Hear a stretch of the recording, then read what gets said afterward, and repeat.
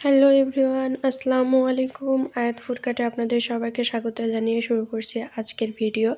আজকে আমি রান্না করব টমেটো, আলু আর তেলাপিয়া মাছ দিয়ে। আজকে মাটির চুলায় রান্না করব। প্রথমে কড়াই তেল দিয়ে দেব। তেল দিয়ে প্রথমে মাছগুলো ভেজে নিব।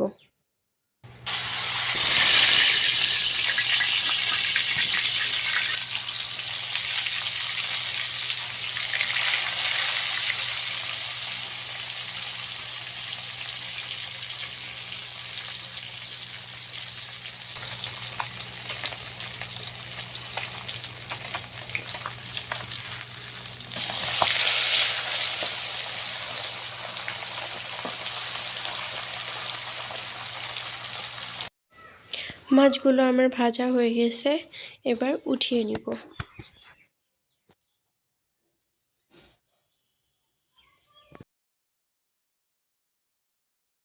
এরপর ওই তেলে ব্লেন্ডার করে রাখা মশলাগুলো দিয়ে দিব।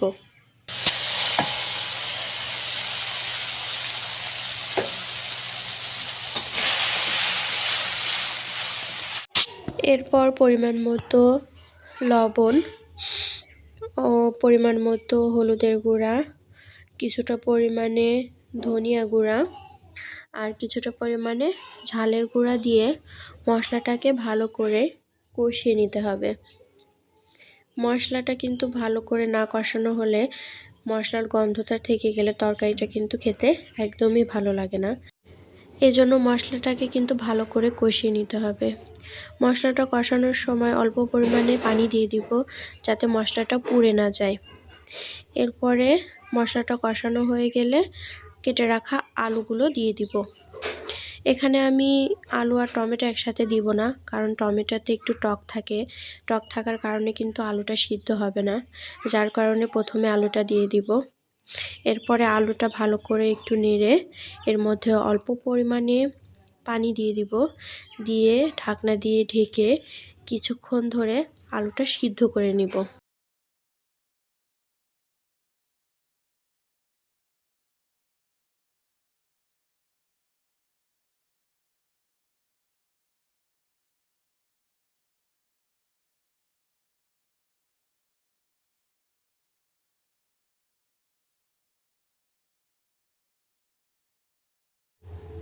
আলুটা আমার সিদ্ধ হয়ে গেছে। এরপরে এর মধ্যে কেটে রাখা টমেটোগুলো দিয়ে দিব। টমেটোগুলো দিয়ে আবার কিছুক্ষণ ঢাকনা দিয়ে ঢেকে টমেটো আর আলু একসাথে ভালো করে সিদ্ধ করে নিব।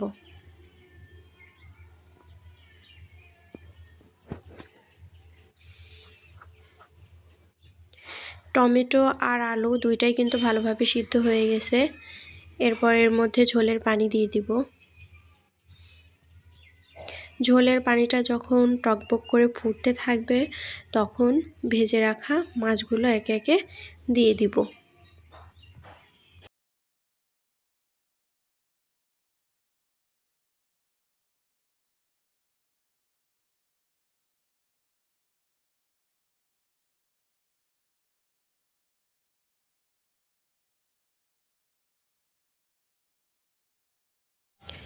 এরপর কিছু ধনিয়া পাতা ছড়িয়ে দিব। শীতকালে ধনিয়া পাতা ছাড়া কিন্তু তরকারি রান্না অসম্পূর্ণ থেকে যায়। ধনিয়া পাতা দিলে টেস্টটা আরও বেড়ে যায়, খেতেও অনেক ভালো লাগে। আমার তরকারি রান্না হয়ে গেছে। তরকারির কালারটা দেখলেই বুঝতে পারবেন কতটা সুন্দর হয়েছে। ভিডিওটি ভালো লাগলে সবাই আমার চ্যানেলটাকে সাবস্ক্রাইব করে দেবেন। আল্লাহ হাফেজ।